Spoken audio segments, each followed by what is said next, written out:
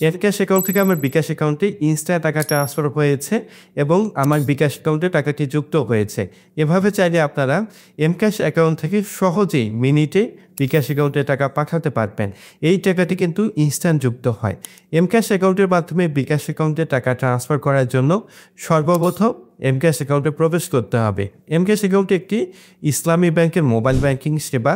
এটার মাধ্যমে বিকাশের মতোই আপনি cash out, cash in, bill payment এবং অন্যান্য ফিচার নিতে পারবেন।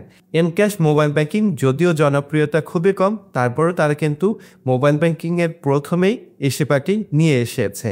এমক্যাশ অ্যাপে প্রবেশ করার পর আপনি কিন্তু চাইলে ব্যাংকেও কিন্তু এনপিএসবির মাধ্যমে ইনস্ট্যান্ট টাকা পাঠাতে পারবেন। Send to any bank account. আপনার বিকাশ অ্যাকাউন্টে টাকা ট্রান্সফার করার জন্য সেন্ড টু এমএফএস এই অপশানে ক্লিক করার পর এখানে কিন্তু রকেট, ইসলামিক ওয়ালেট, বিকাশ লিমিটেড, উপায় টাইপে বর্তমানে ট্রান্সফার করা যাচ্ছে। আমি বিকাশ লিমিটেড অপশনটি সিলেক্ট করব। এরপর এখানে নর্মালি রিসিভার নেম, যার অ্যাকাউন্টে পাঠাবেন তার নামে কী দেওয়া আছে বিকাশ অ্যাকাউন্টে, তার নামটি বসানোর পর তার নর্মালি বিকাশ অ্যাকাউন্ট নাম্বারটি বসাবেন। বিকাশ অ্যাকাউন্ট নাম্বার বসানোর পর নর্মালি নেক্সট অপশনে আমি ক্লিক করছি। এখানে ট্রান্সফার অ্যামাউন্ট, আপনি ট্রান্সফার করার জন্য সর্বনিম্ন 50 টাকা ট্রান্সফার করবেন। আপনি যদি 50 টাকা ট্রান্সফারের ট্রাই করেন কম, তাহলে কিন্তু আপনার ট্রানজ্যাকশনটি ফেল হবে। আপনি মনে রাখবেন 50 টাকা থেকে ট্রান্সফার করতে হচ্ছে। 50 টাকা বসানোর পর আমি নেক্সট অপশনে ক্লিক করছি। এখানে আমার চার্জ দেখাচ্ছে। চার্জের কথা মনে রাখবেন, আপনাকে হাজারে কিন্তু 8 টাকা 50 পয়সা দিতে হবে। আপনি যদি 10,000 টাকা ট্রান্সফার করেন 85 টাকা চার্জ দিতে হবে। এই চার্জটা কিন্তু আপনার এমক্যাশ অ্যাকাউন্ট থেকে কেটে রাখবে। আপনি রেফারেন্সে কিছু লিখতে পারেন, আমি লিখবো না, সরাসরি হচ্ছে ট্রান্সফার করার জন্য এমক্যাশ পিন বসিয়ে আমি নেক্সট অপশানে ক্লিক করছি। এরপর ডিটেলস তথ্যগুলো দেখাচ্ছে, আপনি অ্যাকাউন্ট নাম্বারটি ঠিকভাবে চেক করবেন। চার্জ দেখাচ্ছে, আমি কনফার্ম অপশনটি বাম পাশ থেকে ডান পাশে নিয়ে যাচ্ছি। এরপর কিন্তু আমি দেখতে পাচ্ছি আমার বিকাশ অ্যাকাউন্টে ট্রান্সফার হচ্ছে এবং আমার টাকাটি সাকসেসফুলি বিকাশ অ্যাকাউন্টে ট্রান্সফার হয়েছে।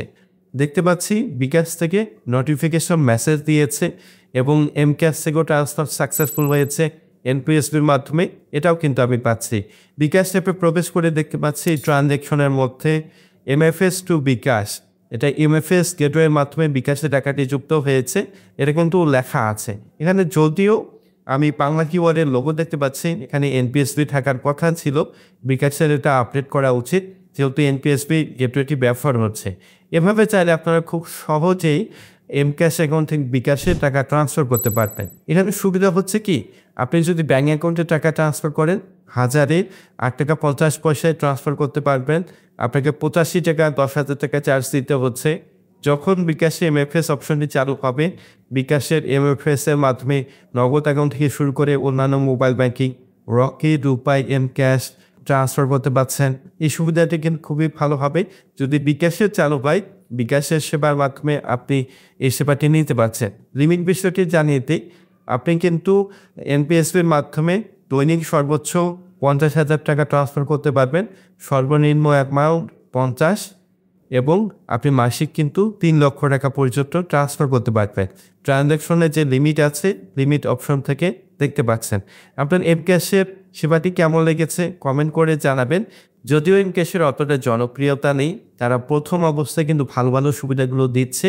এই সেবাটি আমি মনে করব খুবই ভালো। এছাড়াও তারা কিন্তু কম খরচে টাকা উত্তোলন করার সুবিধা দিচ্ছে। ভিডিওটি ভালো লাগলে লাইক করবেন। ব্যাংকিং বিষয়ে এমন ভিডিও পেতে কমেন্ট করে জানাবেন। ধন্যবাদ, সবাই ভালো থাকবেন।